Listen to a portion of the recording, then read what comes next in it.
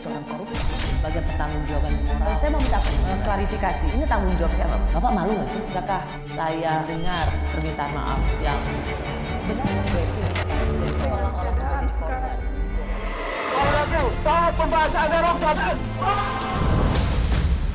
Kalau ini tetap dibahas, kita akan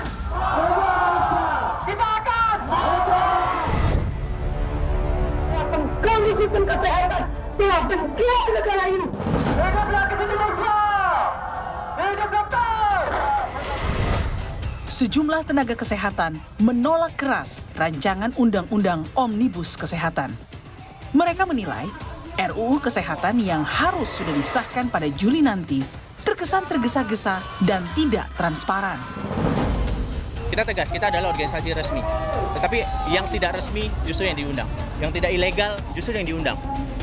Ini yang sangat mencerdai, terutama dari sisi alasan yang ingin kita mintakan. Kenapa undang-undang existing profesi yang sudah mengatur seluruh organisasi profesi itu harus dihapuskan dan dicabut. Tak hanya itu, RUU Omnibus Kesehatan ini dinilai sebagai upaya memasukkan liberalisasi dan kapitalisasi di sektor kesehatan. Kalau RUU ini diberlakukan, maka pelayanan kesehatan itu tidak bisa dilihat lagi karena dokter pun tidak bisa mengendalikan itu. Tapi dokter akan dikendalikan oleh industri kesehatan. Profesi medis itu profesi yang mestinya itu menolong, ya, bukan jual beli atas sakitnya pasien, bukan mencari keuntungan dari penyakit yang diderita pasien. Profesi medis itu profesi yang luhur. Menanggapi tudingan miring para nakes, Menkes Budi Gunadi Sadikin dengan tegas meluruskan tujuan membuat RUU Omnibus Kesehatan. Salah satunya karena Indonesia sudah darurat dokter. Ini yang paling rame. Saya boleh didebat seperti apapun, tapi saya udah lihat semua di World Bank, di WHO, dokter kita itu kurang. Dan dokter itu dihitungnya per 1000. Saya bisa kirim semua websitenya WHO dan ini. Jadi kalau ada yang bilang, oh jangan bandingkan dengan Singapura, kita negara maju. Saya bandingkan dengan Vietnam. Saya bandingkan dengan Myanmar. Saya bandingkan dengan Timor Leste. Mereka jumlah dokter per 1000-nya lebih banyak dari Indonesia. Nomor 2, pendidikan spesialis itu di mana-mana di luar negeri itu dilakukan di rumah sakit dan tidak berbayar. Karena konsepnya bukan sekolah, dia bekerja dan berlatih. Indonesia adalah salah satu, mungkin satu-satunya negara di mana kalau kita dokter spesialis mesti bayar. Makanya jadi mahal dan susah masuknya. Dan pendidikan dokter spesialis Bapak Ibu di sana, itu yang ngeluluskan itu kolegium. Yang tanda tangan tuh Royal College of London. Kolegium apa? Bukan university. Jadi saya bilang, kenapa nggak kita tiru best practice di luar negeri, bikin spesialis itu pendidikan di rumah sakit. Itu yang menyebabkan kenapa spesialis kita tidak pernah capai angkanya. Karena itu become so elite, so susah. Dan Bapak Ibu mesti tahu ya, ini bukan kata saya, bukan kata saya. Semua orang bilang kalau mau jadi dokter spesialis, ini saya dicela banyak orang, itu darah biru. Itu bukan kata-kata saya. Meski RUU ini bertujuan untuk mempercepat transformasi dunia kesehatan, namun anggota Komisi 9 mengkritik jika isi RUU Kesehatan ini seakan menjadikan pemerintah sebagai lembaga superbody. Kita jangan sampai nanti masyarakat menganggap bahwa undang-undang ini sama dengan undang-undang Ciptaker Tenaga Kerja ini. Ya, mau jadi superbody. Jadi semua mau diatur oleh Kementerian Kesehatan. Undang-undang kebidanan, keperawatan, BPJS, semua mau diatur oleh Kementerian Kesehatan. Saya tahu kalau undang-undang ini adalah inisiatif DPR, tapi saya tahu juga bahwa ini adalah titipan pemerintah. Nggak bodoh-bodoh amat kok kita. Pinjam tangan balik aja. Tapi yang kita ingin sampaikan adalah kalau saja Pak Menteri tahu dan tadi disampaikan oleh Abidin bahwa Pak Menteri harus gigih mempertahankan yang Pak Menteri sampaikan tadi. Oh, kami lebih gigih lagi untuk mendukung Pak Menteri. Masyarakat yang akan dikorbankan oleh undang-undang. Protes keras yang terus digulirkan sejumlah tenaga kesehatan patut menjadi perhatian pemerintah. Berbagai asumsi negatif di balik penerbitan RUU Sapu Jagat Kesehatan ini pun harus dijawab secara terbuka dan komprehensif. Jangan sampai RUU Kesehatan bernasib sama seperti Undang-Undang Ciptaker yang baru setahun terbit sudah diputuskan inkonstitusional bersyarat oleh Mahkamah Konstitusi.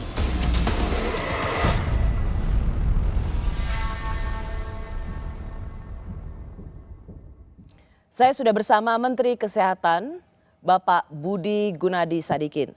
Ia adalah Menteri Kesehatan pertama di Indonesia yang bukan berlatar belakang dokter. Pak Menteri, terima kasih sudah di Rosi. Senang ketemu Rosi lagi dan sehat kelihatannya. Salam sehat juga untuk Pak Menteri. Terima kasih sudah di tengah kesibukan menjawab undangan saya. Pak Menteri, banyak yang harus dijawab karena Pak Menteri BGS ini, demikian kita memanggil Pak Menteri, kan Anda berlatar belakang bankir. Tapi mau ikut cawe-cawe membuat RUU Kesehatan.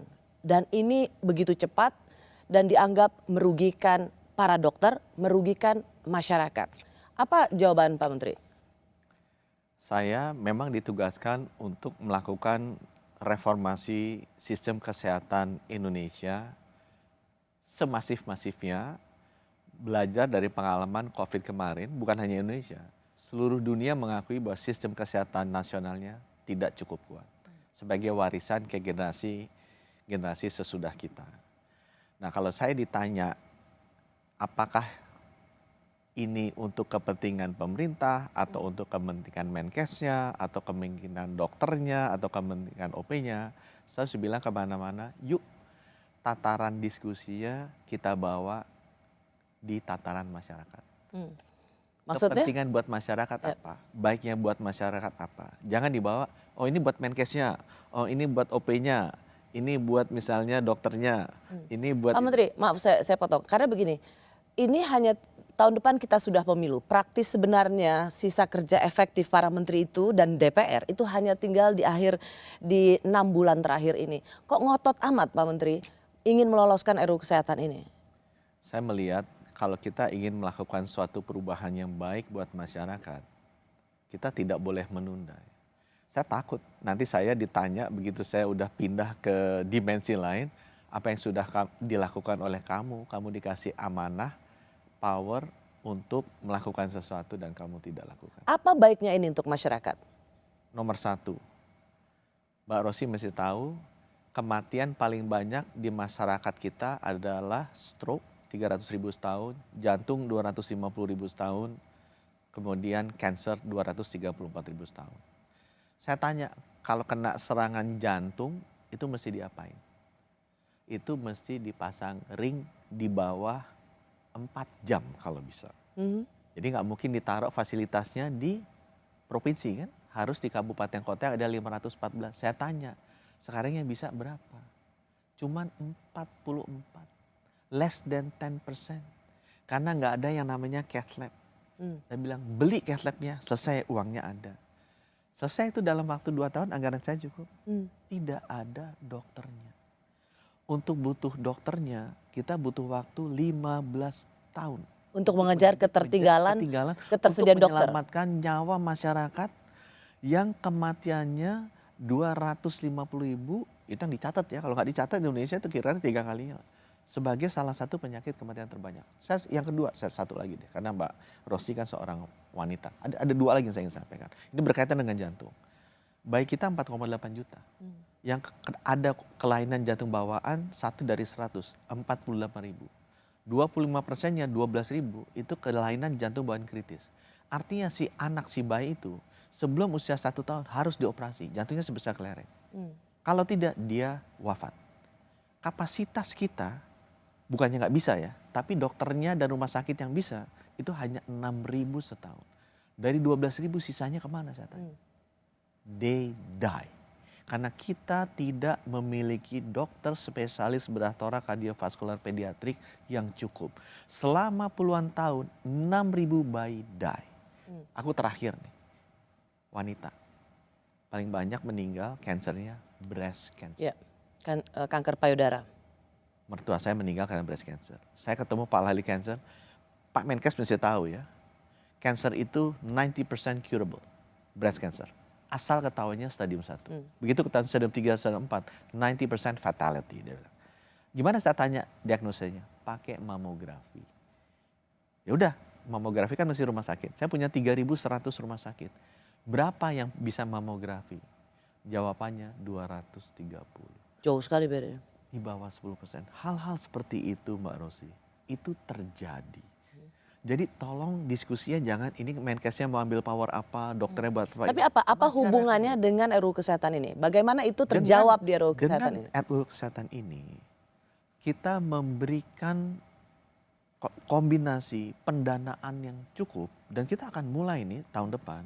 Saya sudah secure pinjaman luar negeri yang besar untuk memastikan infrastruktur rumah sakit itu diberesin di 514 kabupaten kota 34 provinsi. Tapi itu yang mudah. Yang susah itu dokternya. Kurang. Dokter kita tuh cuma 0,4 per 1.000. Bisa di Google di mana-mana data itu ada. Itu di bawah Myanmar, di bawah Timor Leste. Masyarakat nggak bisa akses dokter, aksesnya ke tabib, ke dukun dan segala macam. Ini yang fundamental kita harus solve dan itu sebabnya kenapa kita rubah undang-undangnya untuk memperbanyak jumlah dokter, mendistribusikan mereka dengan baik agar masyarakat bisa akses ke dokter. Pak Budi, kalau niatnya baik, kenapa justru ditentang oleh para dokter? Dalam hal ini mungkin OP, Organisasi Profesi Dokter, IDI. Kalau niatnya baik kan harusnya IDI boleh bisa terima. Saran saya ke Kompas boleh cek dokter muda dicek di pasar. Karena dokternya ada banyak, ada 140.000. Cek dokter yang muda. What are their perceptions? Satu ya. Kedua, kenapa banyak organisasi profesi yang tidak happy? Core-nya ada masalah core, ada masalah yang memang ditampilkan. Masalah ditampilkan mengenai dokter asing, mengenai Nanti superpower. saya akan ke situ. Itu masalah yang ditampilkan. Tapi masalah yang inti menurut saya, ada perbedaan pendapat kita adalah satu. Organisasi profesi tidak disebutkan di undang-undang. Ya, IDI. Dan yang kedua, rekomendasinya tidak dibutuhkan lagi untuk praktek dan untuk mengambil dokter spesialis. Itu nanti akan saya tanyakan. 3 isu. Pak Menteri, kenapa Pak Menteri menjadi kontroversi di mata para dokter dalam hal ini organisasi profesi? Karena Pak Menteri juga dianggap otoriter. Pembuatan RUU Kesehatan ini dianggap tertutup, tidak transparan, tidak melibatkan para dokter. Padahal ini adalah dunianya para dokter. Bahkan saya ingin mendapat penjelasan dari Pak Menteri. Ada surat edaran Kementerian Kesehatan yang beredar yang menyebutkan seluruh ASN Kementerian Kesehatan tidak diperkenankan membahas RUU di luar forum resmi atau ikut menandatangani atau memberi saran melalui institusi atau organisasi di luar Kemenkes karena rawan disalahgunakan oleh organisasi atau institusi tersebut. Pak Menteri, rasanya kita jadi kayak zaman Orde Baru, nggak boleh ngomong. Apakah memang semangat Pak Menteri itu membungkam para dokter yang kritis? Prosesnya nih, undang-undang kan nggak ujuk-ujuk. Ada proses yang sangat baku. Ya. Ini diinisiasi di Badan Legislatif DPR di akhir tahun lalu.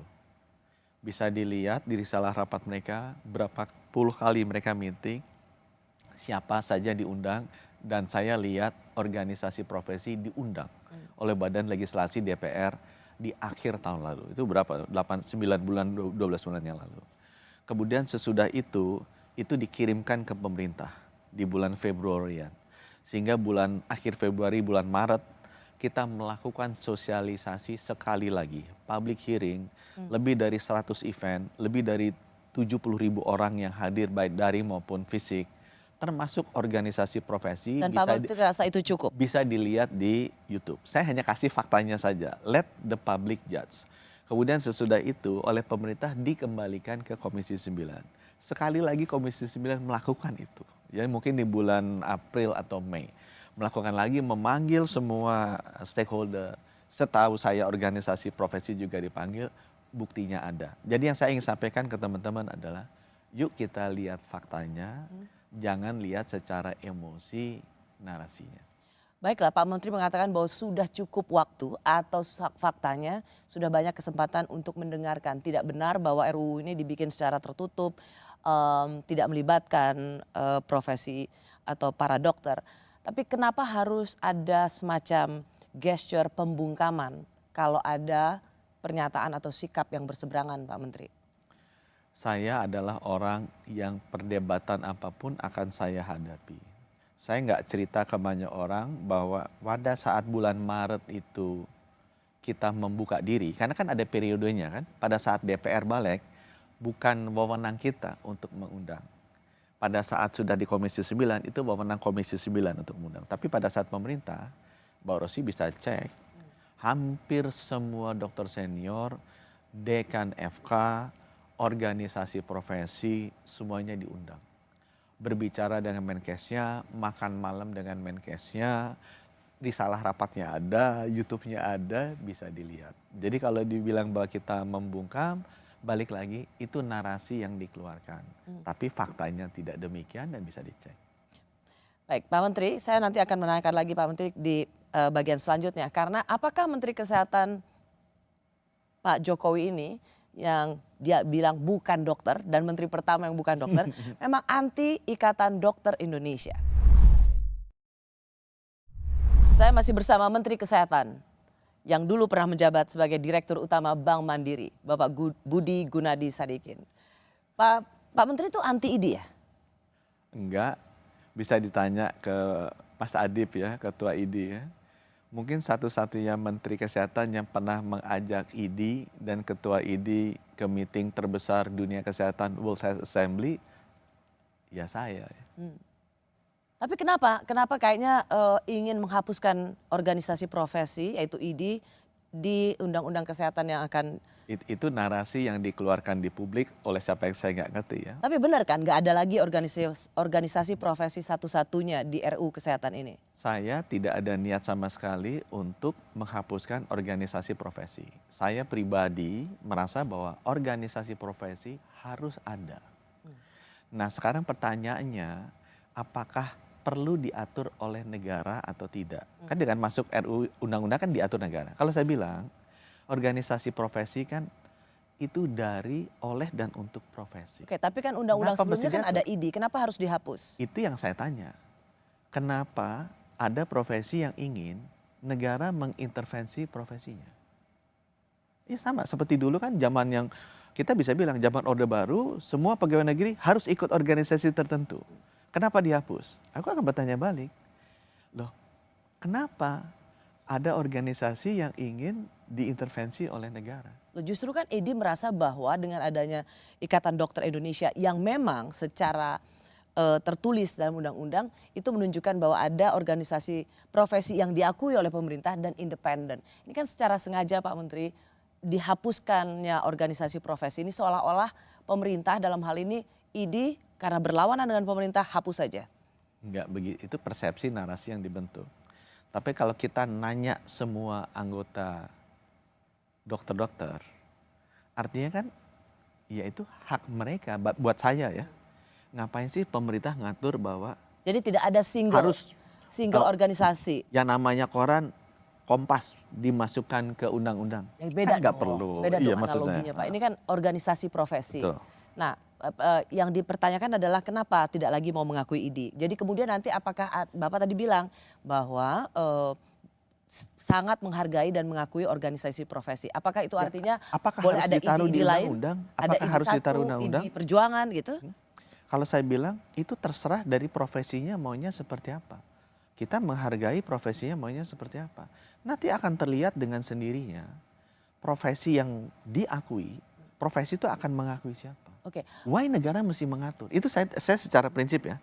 Aku ini, tidak merasa organisasi Menteri, profesi mesti mengatur. Meniadakan ID dalam undang-undang atau RUU Kesehatan ini dianggap memecah belah para dokter. Kenapa? Karena ID itu dibutuhkan untuk juga menentukan standar etik para dokter. Jangan sampai nanti ketika ada dokter yang tergabung di ID, dia kemudian dinilai tidak etik, maka dia keluar dan dia bentuk organisasi dokter lainnya. Ini satu isu yang rasanya Pak Menteri harus jawab. Aku akan jawab. Mbak Rosi, yang memiliki etik bukan hanya dokter. Saya sebagai bank 30 tahun, itu ada kode etik banknya. Ikatan Bankir Indonesia tidak ada di undang-undang.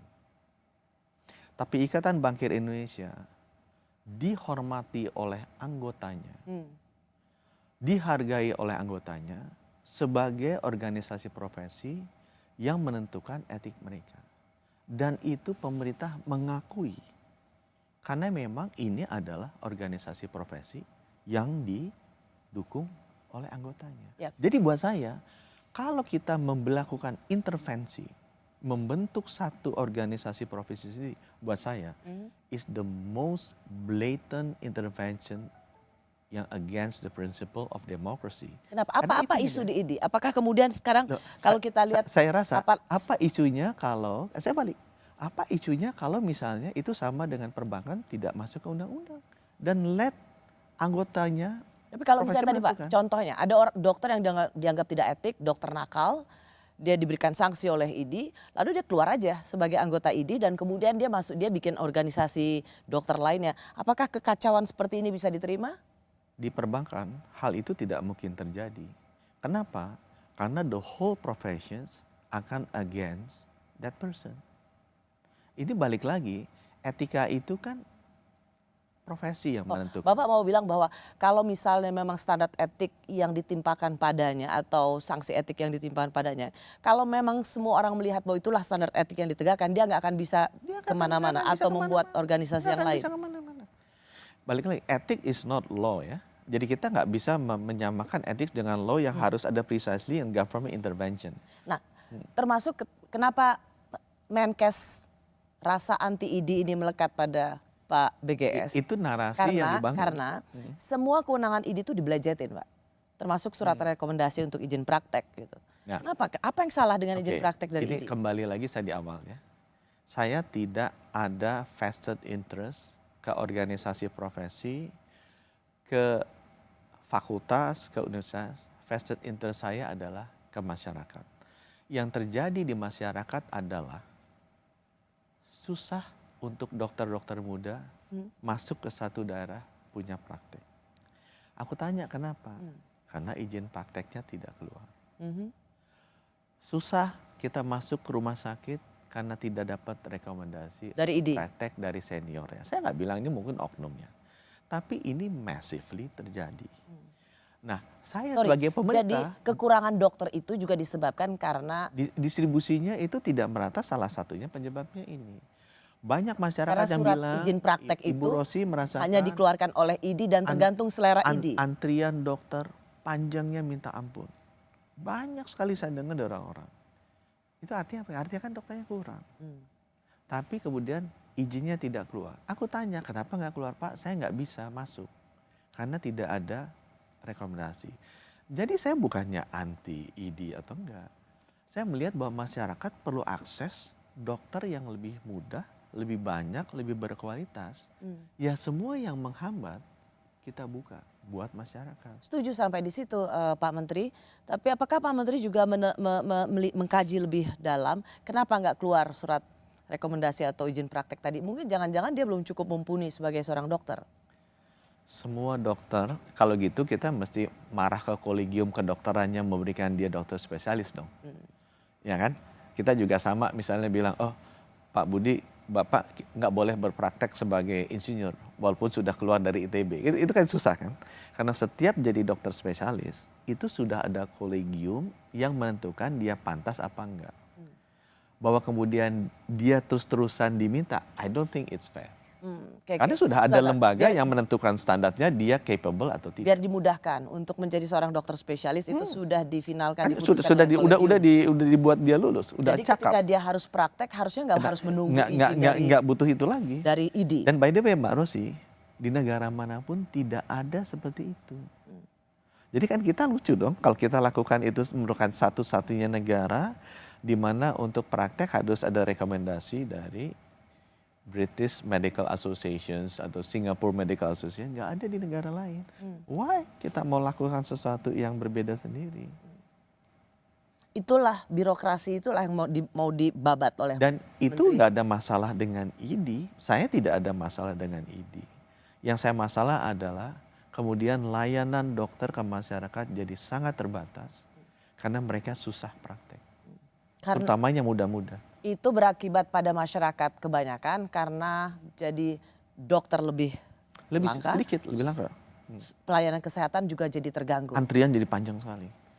Hal lain yang juga membuat ID merasa Anda sentimen, Pak Menteri, pada organisasi profesi ini adalah soal kolegium yang tadinya di bawah ID dan lagi-lagi mau diambil alih gitu. Apa urusannya negara mengambil alih kolegium?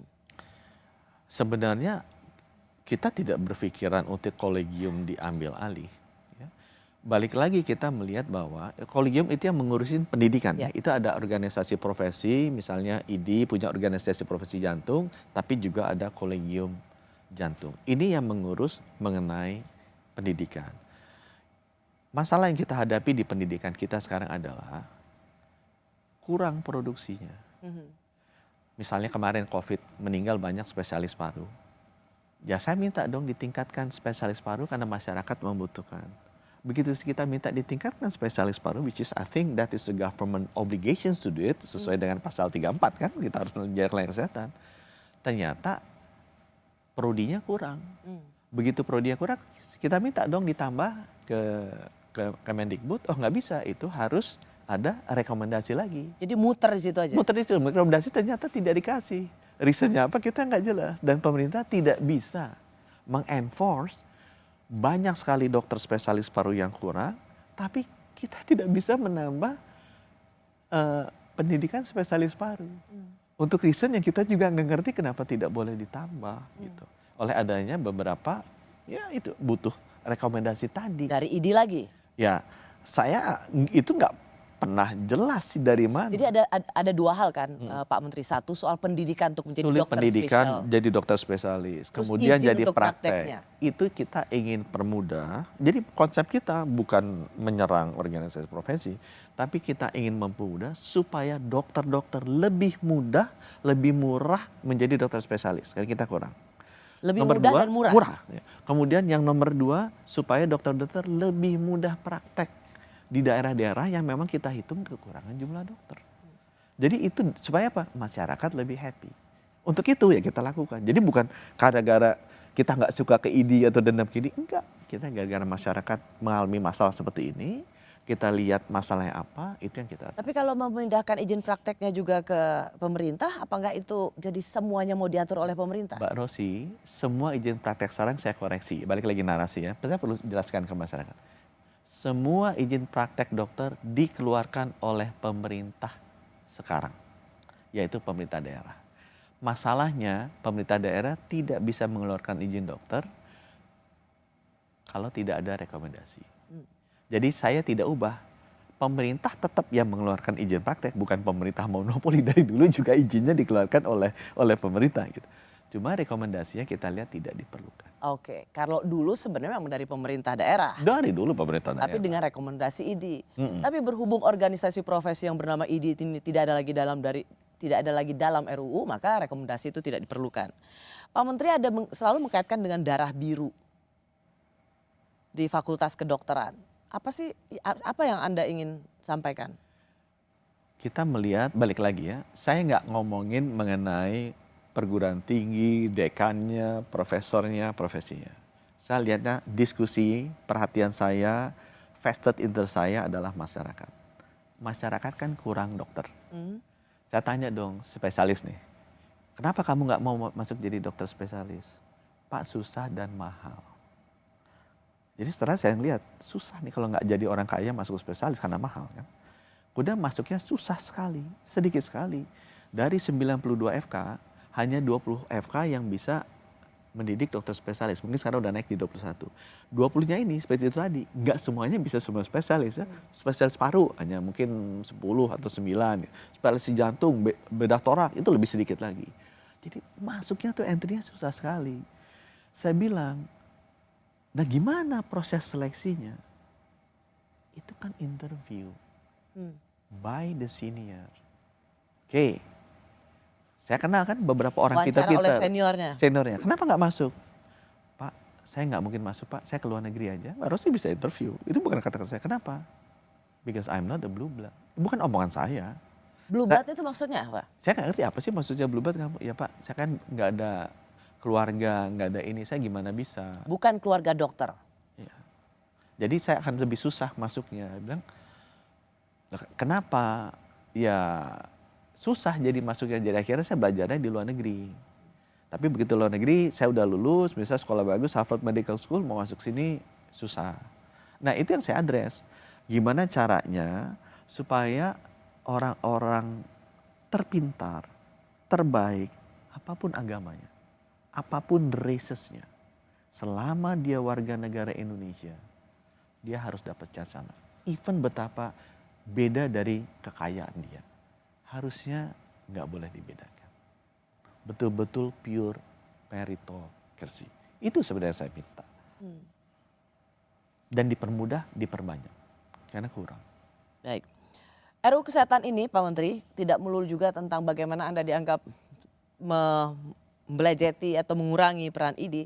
Tapi Menteri Kesehatan yang bangkir ini dianggap lebih pro dokter asing daripada bangga pada dokter Indonesia.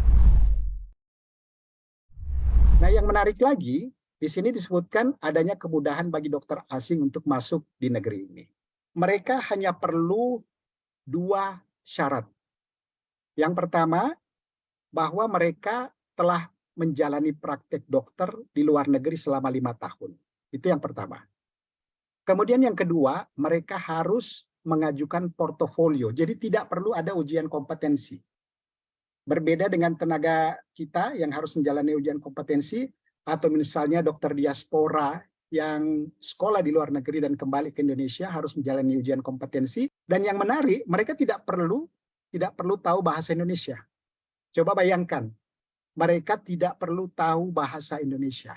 Padahal pada awalnya bahasa Indonesia ini dimasukkan, bahwa di dalam perjalanan mereka harus tahu, mereka harus paham bahasa Indonesia. Saya masih bersama Menteri Kesehatan, Bapak Budi Gunadi Sadikin.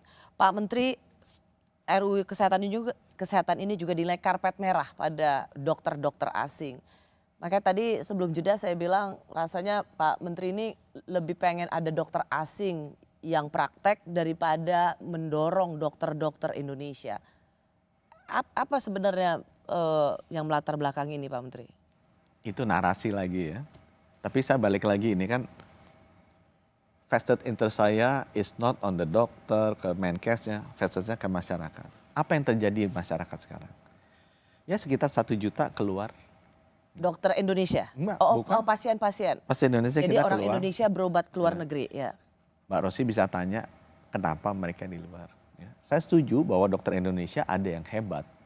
Ada yang hebat sekali. Tapi 1 juta ini bilang bahwa mereka mendapatkan layanan kesehatan lebih baik di luar daripada di dalam. Banyak pejabat-pejabat kita juga demikian juga. Nah, setelah saya lihat masalahnya di mana. Ini sama seperti saya di perbankan dulu.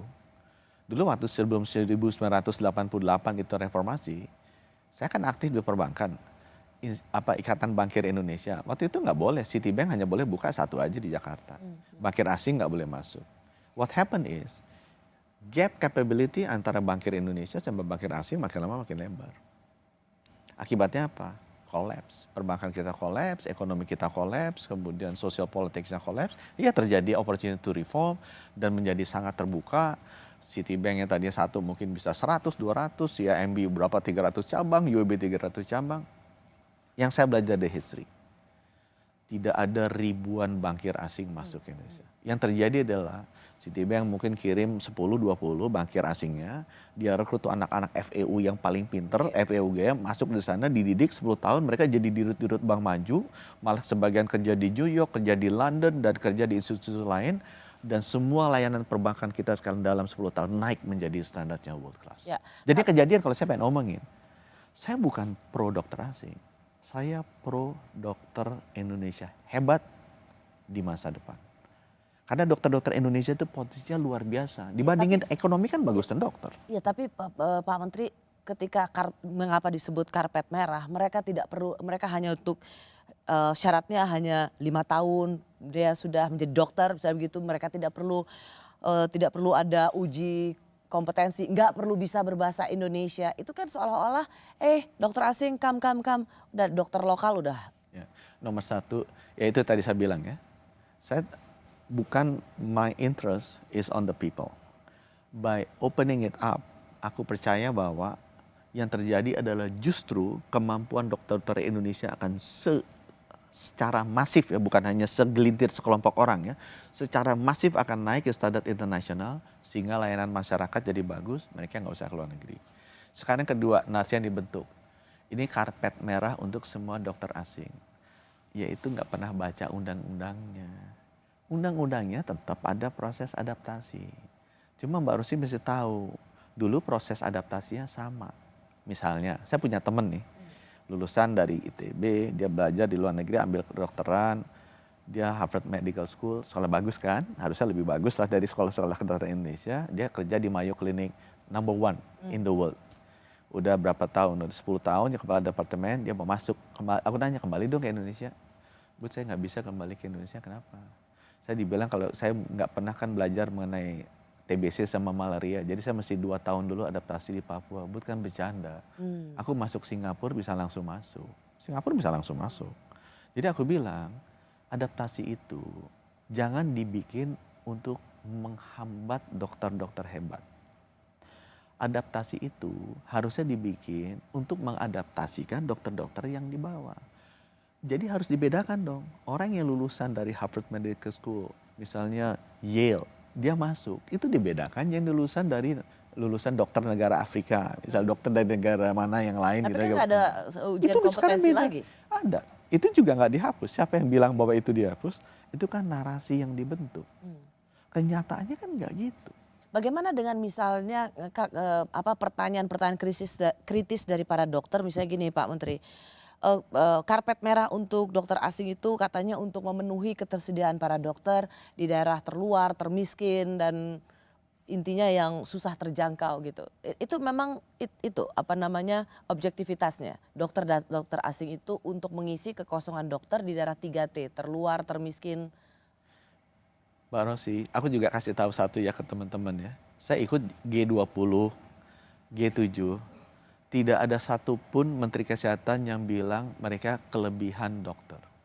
Jadi balik lagi, narasi yang dibentuk ada yang namanya story, ada yang namanya reality. Oke, sorry. Tapi itu benar nggak bahwa para dokter dalam berbagai simposium mengatakan bahwa aku nanti masuk ke sana. Jadi artinya datang dokter asing itu untuk memenuhi daerah-daerah terpinggirkan dokter-dokter ini. tuh nggak usah kemudian berilusi bahwa akan datang masuk ribuan yang masuk. Ya nggak ada, orangnya di luar negeri juga bakal masuk gitu kan, kurang. Yang nomor 2 aku bikin. Sekarang saya tuh datang ke Nias Utara, diundang oleh bupatinya. Ada ruang operasi, udah ada laba-labanya. Kenapa nih? Paling banyak yang butuh apa? Pak, kecelakaan patah tulang, naik motor ke segala macam. Patah tulang itu butuh dibedah-bedah termasuk. Kok kena dipakai? Nggak ada dokternya Pak.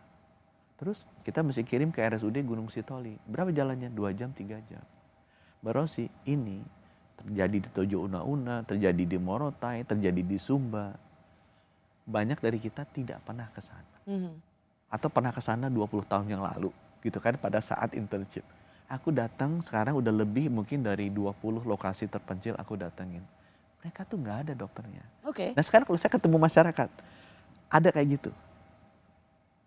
Menurut Mbak Rosi, kalau ada dokter asing mau misalnya kerja bantu masyarakat Indonesia di situ, boleh nggak? Pasti boleh, tapi logikanya nggak nyambung Pak Menteri. Karena kalau dokter lokal aja nggak mau ke sana, tapi dokter asing mau ke sana, pasti dianggap question mark. Jangan-jangan ini orang bukan dokter.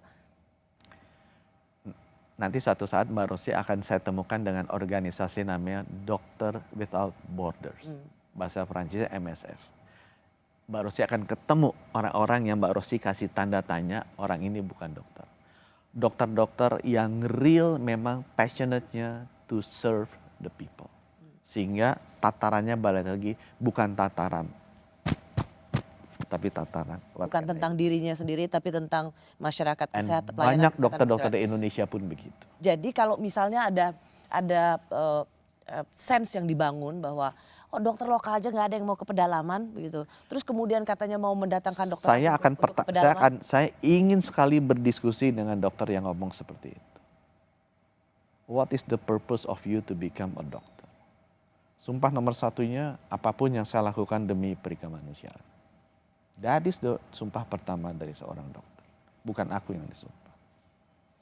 Jadi menurut Anda meskipun keran dokter asing ini dibuka, Anda sendiri merasa jangan dibayangkan atau berimajinasi terlalu jauh bahwa berbondong-bondong dokter akan datang. Itu sendiri sebenarnya meskipun keran dibuka, supply tidak akan sebanyak itu. Semua menteri kesehatan bilang ke saya mereka butuh dokter perawat bagi negaranya.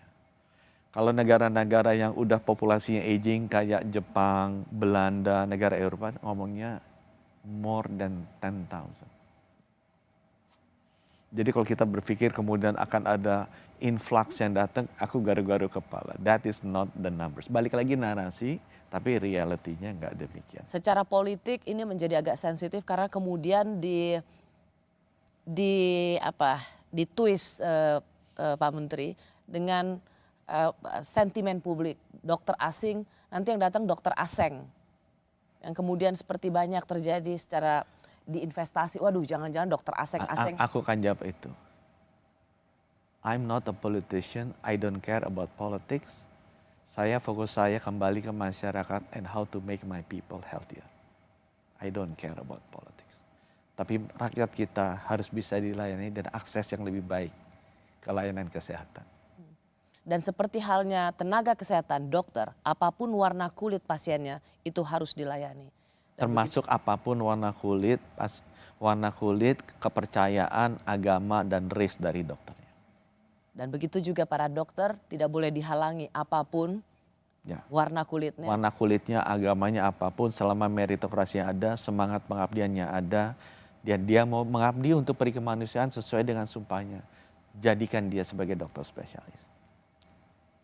Banyak pihak ketar-ketir akan RUU Kesehatan ini. Para dokter hingga rumah sakit terancam dengan mudah bisa dipidana.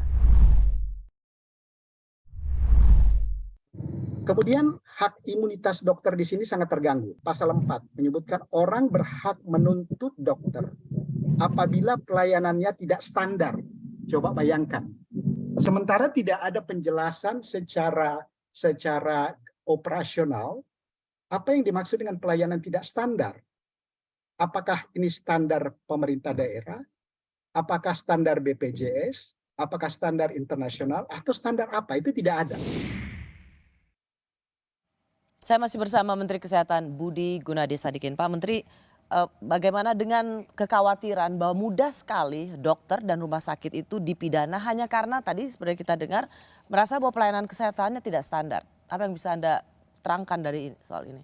Sebenarnya RUU yang masuk ke kita dan kita respons kemarin, itu kita justru menambahkan beberapa pasal terkait perlindungan bagi dokter-dokter yang sedang masa training. Karena itu selama ini nggak ada pelindungannya.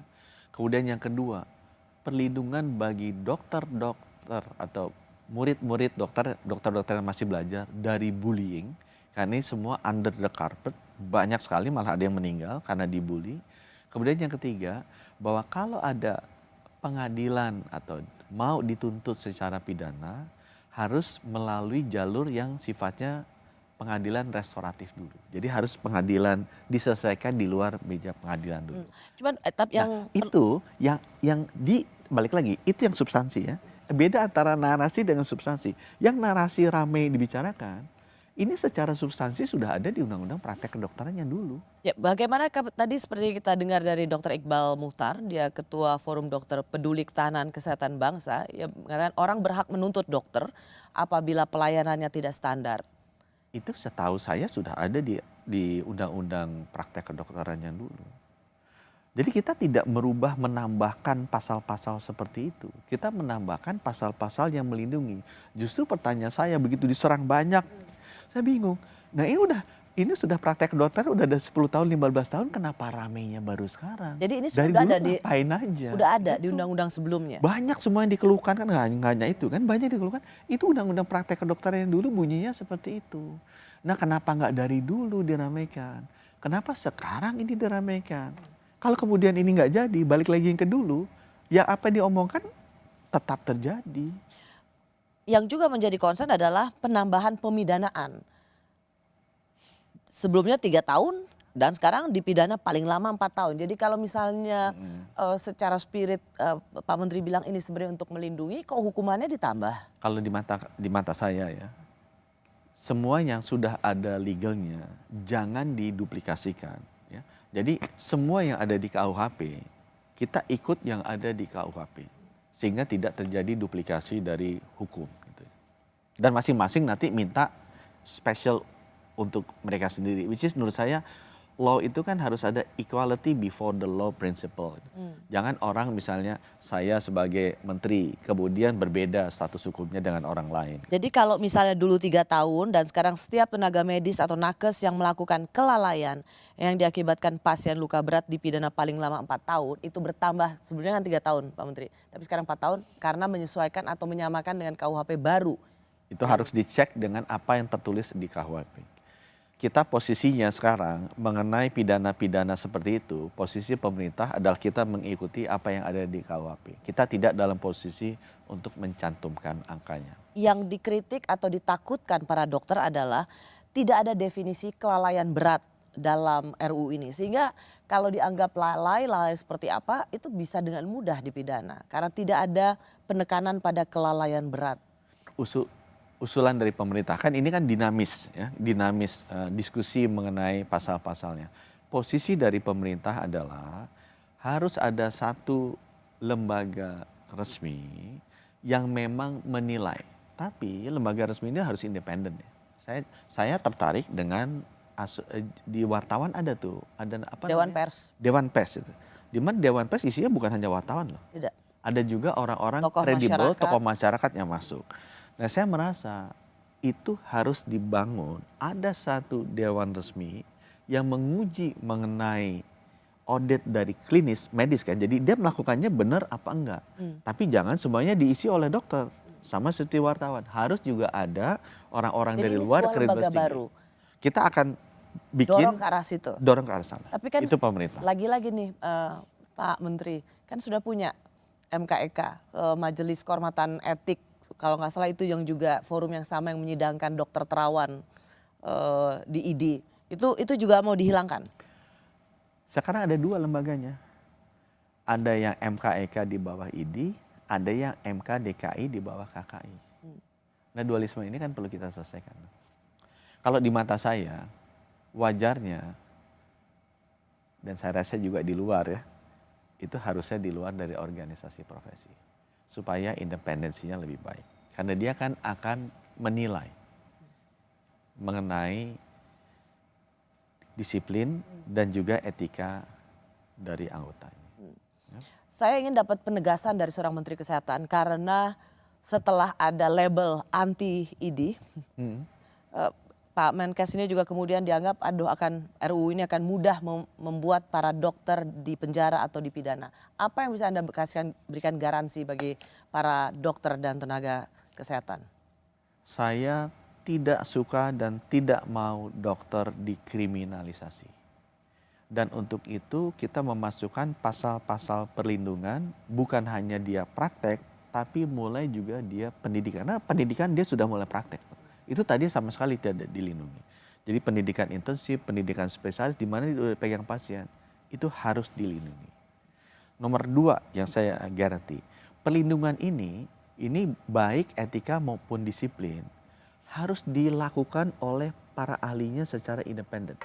Sebelum kemudian ini dibawa ke ranah pidana atau ya. dibawa ke polisi. Betul. Tapi kalau dia nabrak orang, dia nyuri ya itu beda ya. Tapi kalau ini berkaitan dengan pasien itu harus ada ahlinya. Tapi ahlinya ini Mbak Rosi harus independen. Supaya kredibilitasnya baik dan masyarakat bisa trust terhadap institusi ini. Dan itu independen tidak semuanya harus dokter. Harus juga ada farmakologi atau apa yang lain orang-orang yang memang mengerti di bidangnya. prinsip ketiga adalah prinsip pribadi saya sebagai warga negara. Saya tetap believe, jangan ada kasta-kasta berbeda di hukum. Maksudnya? The principle itu, equality before the law. Janganlah Budi Sadikin sebagai menteri di mata hukum itu lebih tinggi derajatnya dibandingkan Rosi Yana Silahi sebagai Pemret. Janganlah seorang wartawan lebih tinggi derajatnya misalnya dibandingkan seorang Ya. bank. Ini saya itu ini sebagai jangan prinsip hanya karena saya jaga. profesi kemudian dia mau mendapat keistimewaan. Jangan, karena itu dari akan sisi merusak penegakan tatanan hukum yang memang harus PR-nya di Indonesia itu besar sekali. Saya ingat ketika kasus kematian Michael Jackson, dokternya ikut di sidang. Dan itu juga termasuk dalam dakwaan bagaimana dokter dianggap terlalu banyak memberikan zat atau semacam obat penenang yang bisa menimbulkan bahaya bagi pasien. Hanya gara-gara pasiennya ingin cepat tenang. Dan itu dia juga kalau nggak salah dapat hukuman dokternya. Pak Menteri terima kasih sudah memberikan penjelasan. Kita ingin sebenarnya apapun soal pro kontra RUU Kesehatan ini ujungnya adalah pelayanan kesehatan bagi masyarakat Indonesia. Sekali lagi terima kasih Pak BGS. Terima kasih Mbak Rosi. Saya Rosyana Silalahi, terima kasih sudah menyaksikan Rosi. Tetaplah di Kompas TV, independen, terpercaya.